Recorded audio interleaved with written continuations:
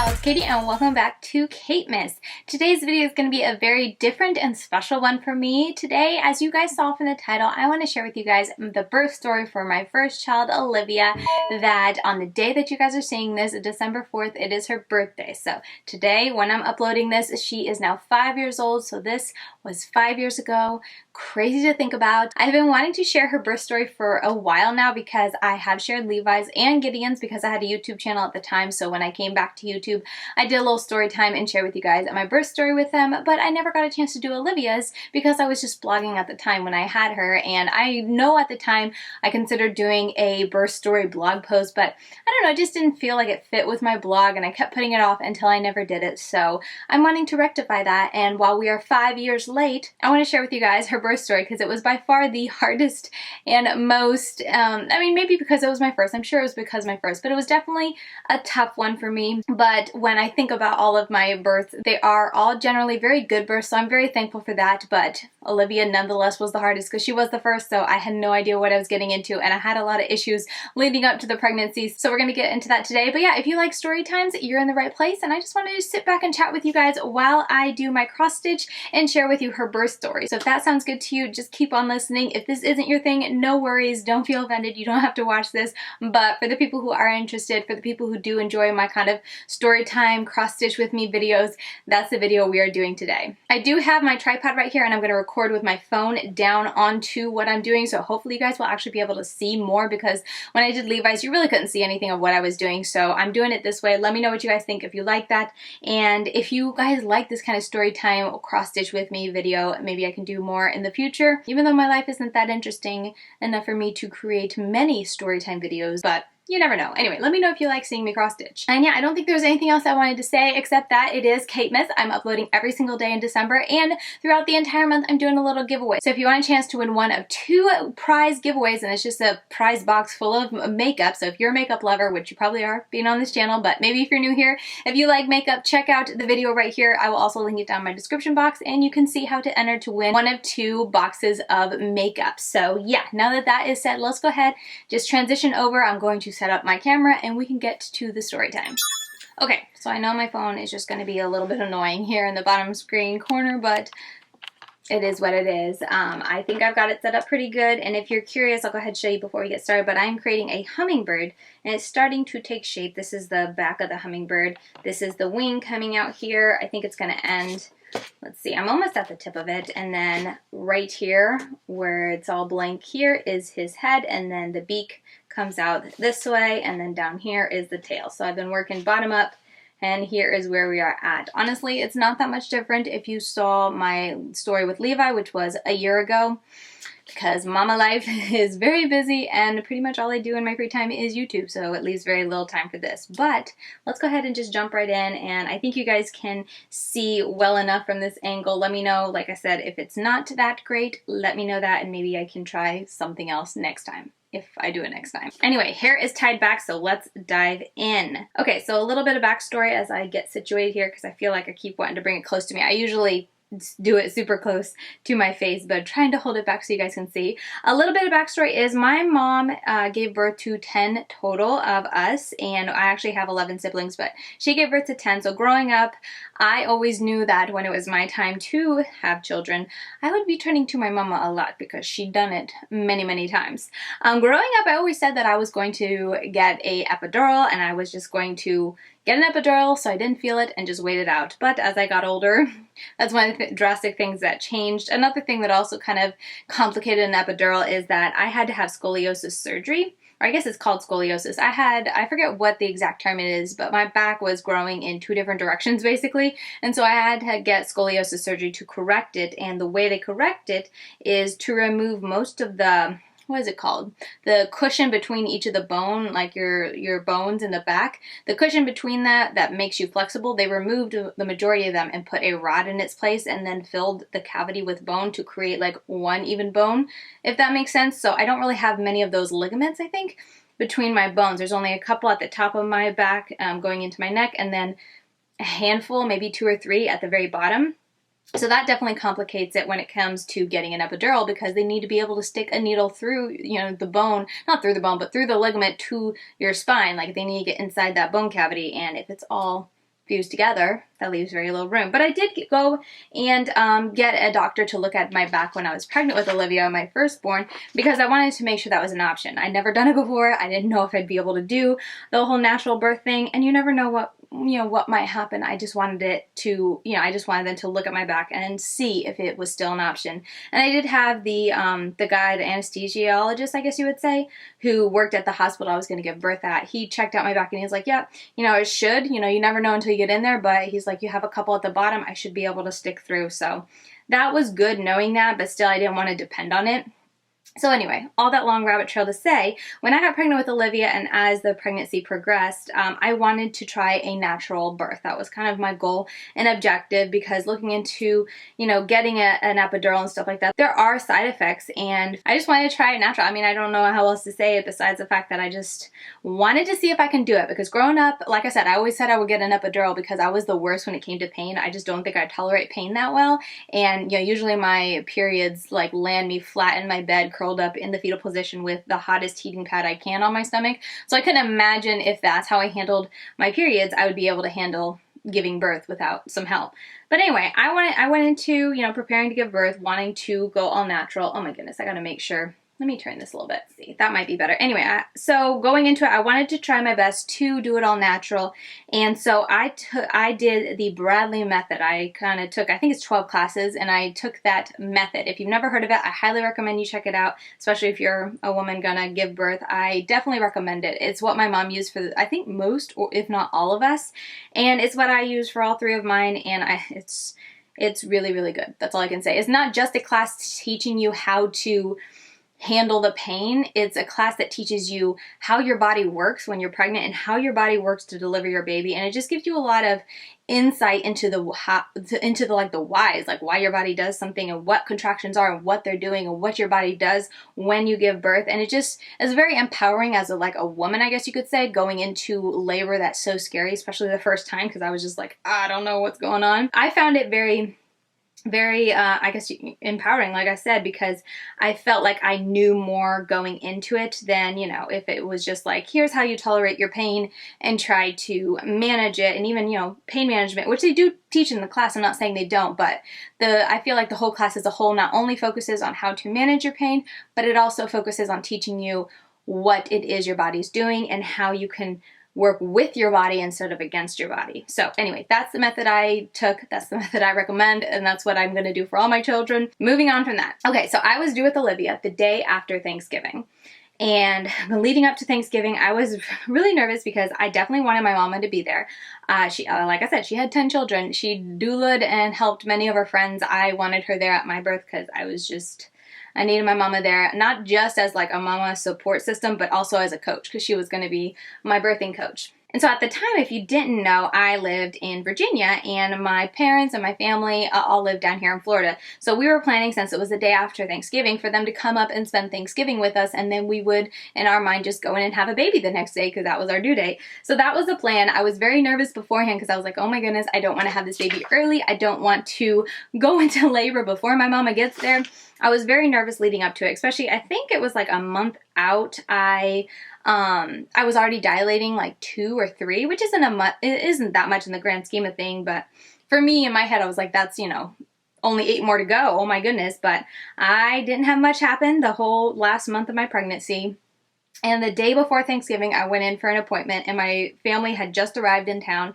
So we went in, and she checked me. She said everything was looking great, not any more dilated than before. So I was like, okay, let's strip my membranes to try to get this baby moving, because now that my family were here, I was like, hey, I want to have this anytime. And at that time, I was like a couple days shy of 40 weeks. So we did that, which, if you don't know what stripping your membranes is, it's not enjoyable, but you can Google it if you want. It's very painful. So I had that done, and I went home, and I felt super just, crappy, crampy kind of feeling. But nothing happened. We had Thanksgiving. It was great, but nothing happened. I was walking, and I forgot, but a couple days, maybe 4 days before this, I started to develop a rash on the bottom of my stomach, and I thought it was weird. I was like, oh, it was just a bumpy rash that was itchy, but I showed it to my my doctor, and she was like, oh, you can get that. It's basically your skin is getting so thin because I was so large, like my belly was really big. She said, basically, you're just so large, and your belly, the skin on your belly is so stretched out. It's just a rash as a result result of it. So try not to itch it and it'll go away the moment you have a baby. So it's like, oh great, okay. So during Thanksgiving, I also had that to deal with, which it was honestly really bad, especially if you're bad at itching, which I am. Oh, it was so hard not to itch it. But, and also too, if you sweat, it intensified by like 100%. So I was dealing with that through Thanksgiving, but I was just trying to have a baby. So kept like doing walks. I would walk on the treadmill to try to get things moving because I was just, nothing was happening. Like not even any, I think I was having some contractions, but I guess they were Braxton Hicks because they weren't painful at all. Like I could feel my belly hardening, but they weren't remotely painful. So anyway, I think it was, let's see, I think it was on Monday. So that was, you know, Thanksgiving was on Thursday. So the weekend, nothing happened. And we went in, let me see where I'm supposed to go. Hang on. I am not the best multitasker. But anyway, we went back in on Monday. I had another appointment. This wasn't with my doctor though. I think it was a nurse practitioner. So I went in and I was like, okay, you know, I'm overdue at this point. My parents, my family is here. I am miserable because the rash was getting really, really bad and it had expanded. I think it was like kind of like that big, I guess I would say, on the bottom of my belly where it was the thinnest, and it was just so itchy and miserable. And I was like, okay, you know, I think we just need to go into the hospital and do an induction. And another reason why I had wanted to do the induction was because I came into this world at 10 pounds exactly. I was a big baby and I did not want to have a big baby, so I really didn't want to go too far and too much past my due date. And at this time I was already a couple days past my due date, so I was like, I really would prefer to just go in. And as much as I didn't want to use pitocin, I wanted to go natural. I didn't want to wait around and have a ginormous baby. So we talked to her and she was like, oh, you know, if you do want to go in and have an induction, then you need to have an appointment with the doctor. So come back in a couple days. I'm going to make an appointment with the doctor and then she can be the one who lets you go into the hospital. So I was like, okay. So I had the nurse practitioner strip my membranes just to see if we could get anything going. And then I think we made an appointment for Thursday. Yeah, we went back in on Thursday to see the doctor. And in the meantime, nothing happened. I didn't go into labor. My water didn't break. Nothing happened. I just got more miserable and more huge. Also, I was dealing with like swollen feet. I had so much water like retention. Like I was so puffy with Olivia. I don't think I've ever gotten that large. Olivia, I gained the most weight by far when we're talking about like how much weight you gain during the pregnancy. And I was just, I was very miserable. My feet were miserable. So anyway, we finally went back in on Thursday and the doctor was like, okay, we can take you in. We can take you in this night. Like tonight, go to the hospital and we'll put a Foley ball, which if you don't know what that is, look it up. It's kind of weird and hard to explain. But anyway, we can put a Foley ball in your cervix and kind of make it get big, and that will push on your cervix and hopefully kickstart your body to start dilating and working. So I was like, okay, that doesn't sound too bad. So let's do that. So on Thursday night, I went in. I guess this would have been the third. I went in and my husband and my mom, we all went into the hospital, got checked in, got all the paperwork done, and I was so itchy. I forget this so often, but anytime I think back, I was like, oh yeah, I was miserably itchy. And also too, when you go in to have a baby, they have to have a monitor on the belly to monitor the baby. And so because that had to be there and you're huge and pregnant, if you've ever been pregnant, you know you just sweat for like no reason. So having a band around my belly the whole time made me so sweaty. And because I was so sweaty, I was so itchy. Oh, it was miserable. But anyway, went in and then the doctor came in and put a Foley ball into my cervix and blew it up a little bit to put pressure on my cervix and was like, okay, good night. In the morning, we will break your water and start pitocin. So I went to bed and I was definitely very crampy is how I would describe my night. But for the most part, it was a pretty uneventful night. I would say if I had to describe how it felt, it was just kind of like you were getting your period, but it wasn't exactly there yet. You know that feeling? And that's how it was the whole night. So it wasn't miserable, except that I was just sweaty and miserable in that aspect. But anyway, morning came. I think my husband and my mom were able to get some sleep. I just kind of tossed and turned. But the morning came, 7 o'clock came around, and the doctor was like, okay, you know, let's pop your water and start the pitocin. And I went back and forth a lot. I remember in the moment of like, should I have my water break or should I keep it as a cushion? Because it's very well known that your water, it doesn't make the labor go fast because it has that cushion. When you break it, it will help labor intensify and progress, but it also makes the labor pains intensify because there's no cushion. The baby's just sitting on your cervix at that point, and with each contraction, it's just that more intense. So I went back and forth for so long whether I should pop it or not, but I'm a very impatient person, I guess you could say. And also at the time, my parents had been there for a week and they were needing to head back home. And I just wanted the baby out so that I could enjoy the baby with my sisters and my parents. And I wanted to have it over the weekend with my husband. He was going through residency. He couldn't take that many days off. So I was like, I just kind of want to have this baby out. I don't want to sit here for, you know, longer than I need to, trying to take the easy route. So I was like, you know what, I can do the hard route, I guess is the logic looking back. But I decided to let her break my water, and she broke my water, and oh boy, did that pitocin hit a little different once the water was broken. Yeah, it got really real after that, and from here on out, it was very much a blur. With the Bradley method, they really focus on practicing beforehand how to completely relax your body, because every time you tense up, it's kind of like you're fighting your body, I guess is an easy and quick way to describe it, is that when you tense and whatnot, you're fighting against your body and not letting your body open up those cervix. So the kind of focus with the Bradley method is to learn how to completely relax everything so that your cervix can relax and open up faster and allow your body to progress easier and also less painful. Because it's painful, not saying it wasn't painful, but it's less painful because when you fight against the labor pains, oh boy, is it painful. So anyway, we basically just did that all day. We just did a bunch of different things. I tried, holding onto my husband and relaxing my bottom half. I think I tried, sitting, squatting down. I think my favorite was like the ball, and then I didn't like sitting on the toilet because I'm short, so squatting like that and not being able to touch the ground was very uncomfortable, actually. And also, this was the biggest kicker. I didn't realize before she broke my water, but because my water was broken, the hospital would not allow me into the bath. And I was so focused with my first one, I wanted to get in the bath because with periods, like, getting heat on it is the most amazing thing. That's why I always have a heating pad. And so with preparing to have a baby, I was like, I want to go in the water, and I think that would just do wonders with managing the pain. And so after she broke my water, like an hour or so, I was like, okay, it was getting more intense. I didn't want to get in too soon because I was like, it could slow down the labor. So finally I was like, okay, I really would like to get in the bath. And the hospital was like, oh, you can't get in the bath because your water's broken. They don't want like infection or whatever. I was crushed. That was probably one of the worst aspects of it, is that I could not get in the bath. I've gotten in the bath with my next two, and it's amazing. If you are about to have a baby, you see if your hospital has a bath. If not, I don't know, just get a bath, bring a bath with you, because having hot water and like just all around you really does a lot in helping to relax. So anyway, I couldn't have it with her, and I was crushed. I tried getting in the shower and then just like spraying me with hot water, but because you can only spray the hot water in one point, like, yeah, it kind of helped with the pain in the back and whatnot, but the rest of me was shivering, so trying to relax as I'm shivering, it didn't work. So I tried that for a bit, got out, and we just did different things. As I said, I think it was around 7 or 8 that she broke my water, and I think it just kind of progressed. It's all honestly a blur. I was just focusing on breathing and surviving each one of them, and it was definitely very hard. I remember one point I was on the ball squatting over the bed and just trying to relax, and my mom was like, oh, you're doing great, Katie, you're doing great, and my husband was like, oh, you're doing great. And I just remember looking at them, and I didn't say it because I still had some wits about me, but I was thinking it, and I was like, you guys are only saying that because you have to. Like, what are you going to tell me? I'm doing terrible? Like, I'm just in pain.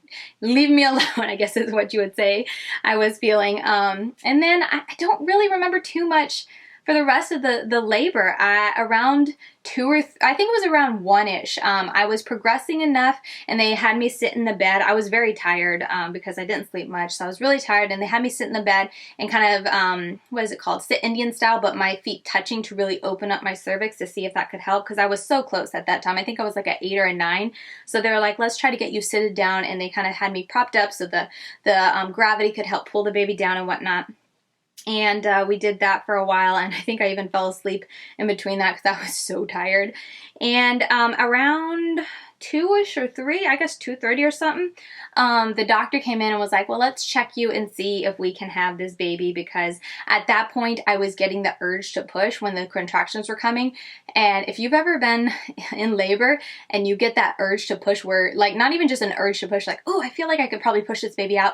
The urge to push is where I tried with all my might to let go and release and not tense up or anything, but my belly and my body were automatically pushing. And I had to like fight with everything in me not to push, because it's really bad to push when your cervix aren't all the way open and you're not ready, because it can actually like hurt you or whatever. It's just not good. So anyway, that's what I mean by urge to push.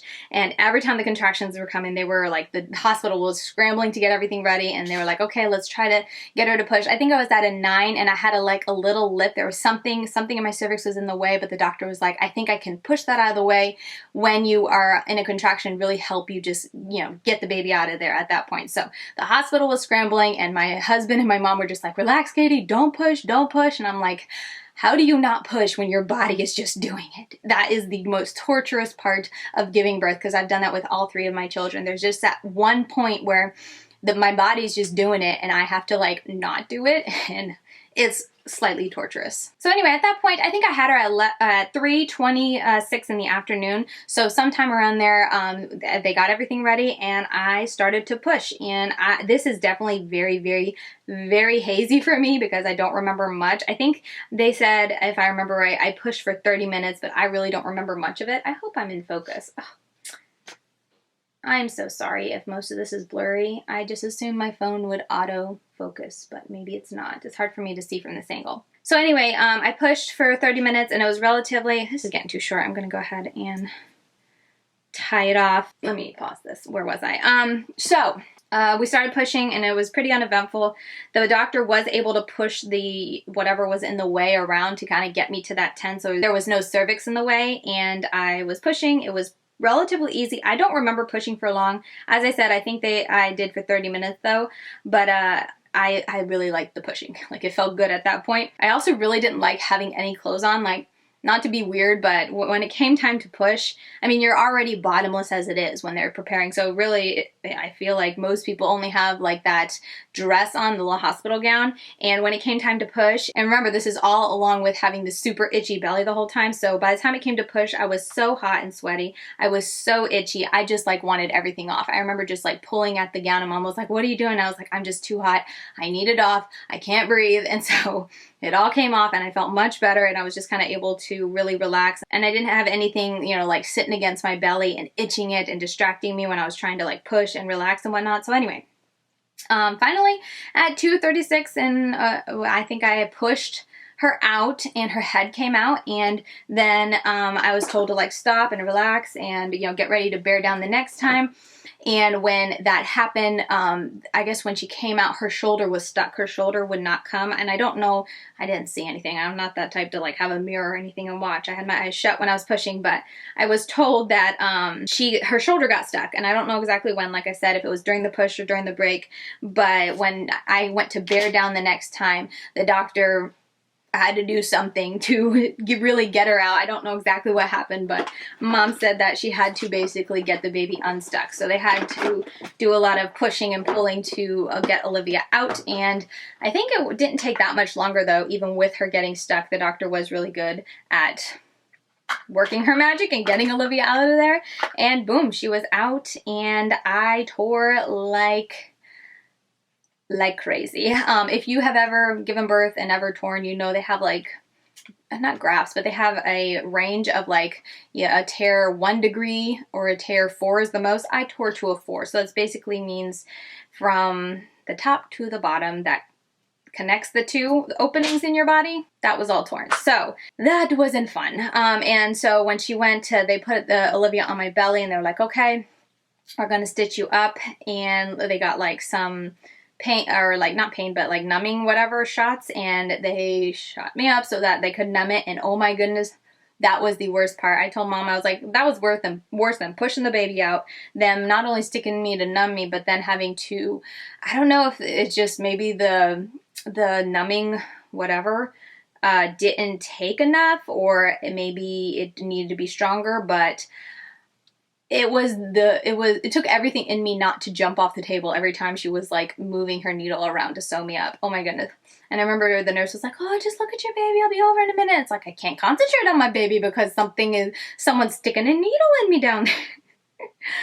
So that was definitely the worst part. And even like afterwards with the baby, the tear, that was definitely the worst part of giving birth, but also the worst part afterwards, because I think it was a solid week or just over a week. I couldn't sit down normally. Like I had to have pillows under me, and then I also would sit to one side to take any kind of pressure that I might possibly put on those stitches to take it off. So it was just miserable. And then on top of that, you have to like take care of a child while you can't even sit. It was terrible. And then going to the bathroom afterwards, going to the bathroom after you give birth is terrible, even when you just give birth and everything's fine. But going with a bunch of stitches down there was the worst. Anyway, moving on in case anyone's uncomfortable with that. She came, she got stuck, so she actually broke her collarbone, that bone right here, when she came out. But, you know, the doctor looked at her and they're like, hey, you know, babies are, you know, their bones should knit right back together. Just kind of leave it alone and it'll, you know, it'll be fine, basically is what he said. And it is. I mean, we've never had any issues with her, but that was a little bit of a, you know, a sad scare in the moment. And they weighed her and she weighed 10 pounds and 3 ounces. So she beat her mama by being heavier than me, because I was only 10 pounds when I came. Okay, we are ready to go. Let's hope it stays in focus. Yeah, let me move my box of thread out of the way. But so she came, she was 10 pounds and 3 ounces. What else was there? She came at 3. Oh, I think I fainted. I forgot about that. Because I had tore so much, I think this was her. I lost a lot of blood and I don't exactly remember why. I think, well, due to the tearing also probably was why. It's such a blur, and especially it's been 5 years, it's very much a blur. But I lost a lot of blood through the delivery. Nothing that I had to get like a blood transfusion, but I did lose a substantial amount. So afterwards, when I had kind of recovered after you give birth, they kind of want to get you up on your feet, trying to go to the bathroom and just getting you feeling a little bit better. And for me, I was covered in blood because of, you know, all the bleeding and whatnot. So they're like, I think it was an hour or two. It was before I had left the delivery room. So it was within 2 hours. A nurse was like, you know, okay, my camera stopped. I hope it just stopped because I haven't really been looking, but I was just talking about afterwards, when I was still in the delivery room, so within like 2 hours of giving birth, the nurse came in and was like, you know, you're covered in blood. Do you want to take a shower? It just always feels nice to take a shower. And I was like, okay, let's get up and try to take a shower. That sounded nice in the moment. And so I got up and I went into the shower, and I think the shower was already going to kind of get it nice and hot. And so I walked in, and due to just like standing up and walking, you know, that of laying down for so long and then now standing up, and then due to the blood loss, and I think also too, by the time I got to the bathroom, it was very steamy. I lost it. Like I passed out, and I've never fainted, passed out, or anything like that before, and it was the weirdest experience ever, for sure. But yeah, I passed right out. I just remember, you know, like everything fading really, really fast, really, really oddly, and then all of a sudden I was like sitting. I think I had gotten into the bathtub, so when I fainted, they just kind of laid me down as I kind of went out, and my husband was holding me at that time, and they had like smelling salts or something to bring me around, and so they took me back to the bed, and they were like, okay, you sit here and no more going to the bathroom. And they gave me lots of, I don't even know all the stuff they gave me. I think orange juice, was it? I feel like I got orange juice or something to get my, you know, blood sugar and everything back to normal. And that was really the only kind of scare that I had right after giving birth. The one only time that I've passed out. So there was a little bit of excitement for you. But yeah, that was my birth story. I didn't have to have an epidural. I was really happy about that. I didn't have to have any kind of pain management when I was at the hospital. So that was really neat for me, because growing up, it was always one thing I didn't think I'd be able to do. Because like I said, I am the worst when it comes to my period. Like it just, growing up in my teens, everyone in my house knew when I had my period, because I would be like a little ball on the couch with a heating pad and just sitting there moaning. Like it would wipe me out. So growing up, I was like, this is my period. When nothing, not to get gross, but you know, no babies coming out, it's just blood. And so growing up, I was like, how on earth am I going to be able to deliver a baby and like stay conscious? So growing up, I always thought I would have to, you know, the only way I'd manage is to have an epidural. But being able to give birth to Olivia, and then now, you know, Gideon and Levi, I've always been able to do it without an epidural, which I'm really thankful for. But it's a very amazing experience for sure. And I mean, looking back, it's always nice to know that like the pain and all that, it's bad. I'm not going to say it's not painful, but it was very memorable being able to go through it and do something I thought I would never be able to do and actually do it. Let me think. Oh, the itchy patch that I got went away within a couple days. It stopped itching almost immediately. I think it was like a day or two that it was still a little itchy, but after that it cleared right up. No issues. My tear, like I said, it was a solid week that I couldn't sit down, and probably 2 weeks that I could go to the bathroom without just dreading it and crying in the process. So that was the worst. Like, when I look back on Olivia's birth, I don't really think back on the labor, and you know, it was bad. It was long. It was the longest labor I had comparing all my births, but it wasn't that bad in retrospect when I think about everything I went through afterwards. That was bad, because trying to take care of a newborn when you can barely take care of yourself was difficult. But anyway, yeah, that was Olivia's birth story. She was my biggest baby, and that is the reason tearing so much with her. I've learned afterwards that when you tear, especially that much, the more you tear, the worse, like the thinner your skin down there gets, and so the weaker that area is, and you just don't really want to keep tearing that spot, because if you make that area of your body weak, it could lead to a lot of problems. So that's why with Gideon and with Levi, I've always gone in about a week before my due date to make sure they're smaller, and both of them have been around 8 pounds. I think Gideon was just at 8 pounds, and then Levi was like 8.5 pounds.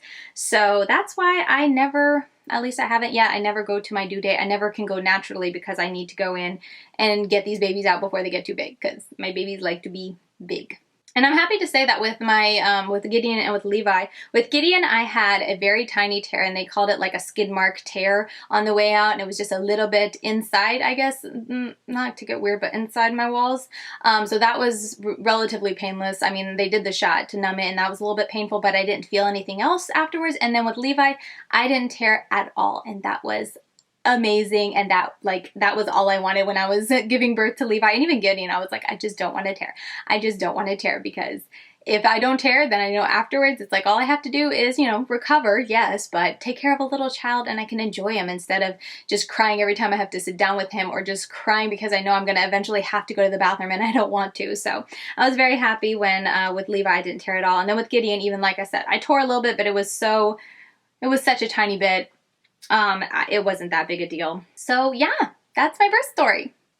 Let me go ahead and finish this out. Let me show you guys what I've done. I hope it's somewhat in focus. Like I said, I tried, but I'm a very bad multitasker. Or not I can do 2 things at once, but 3 things: recording, trying to cross stitch, trying to stay in focus here, and talk. It's not as great. But there is where we are at. Camera, why don't you focus? My phone always focuses for me. So anyway, we just did this little section here, and I'm definitely a lot slower than I usually am. I usually do them in rows, as you can see here. I usually do like 10 at a time, and I just go back and forth, and it's a lot quicker, but I can't do that and talk, because you have to do a lot of counting, and you know, you kind of have to do a lot of counting anyway. But up here I was just kind of able to stick to the one shade, and that was relatively easy. So yeah, that's all that I've done. But yeah, let me put this away and we can close out the video. All right, so that is my birth story. I feel like I'm missing a lot of information, but it's been 5 years and I have the worst memory on earth, but I hope you enjoyed it. And yeah, that was my very first experience delivering a child. And I will tell you, I think I've said this before, but I much prefer giving birth than being pregnant. So like growing up, I had the biggest fear of giving birth. As I said, I always was like, nope, I'm gonna take an epidural. I don't wanna feel a thing. I just wanna sit there, have the baby. And that was always my biggest fear. And then I got pregnant. And now I don't, like, sure, labor is kind of, doesn't feel great, but you get through it. It's only a day or so. So for me, labor is like, oh, it's just, we'll get through it. And pregnancy is what I'm just like, oh, I don't want to be pregnant. I don't want to be pregnant, because I just, if you're new here, I haven't had great pregnancies in the past, I should say. I get extremely sick.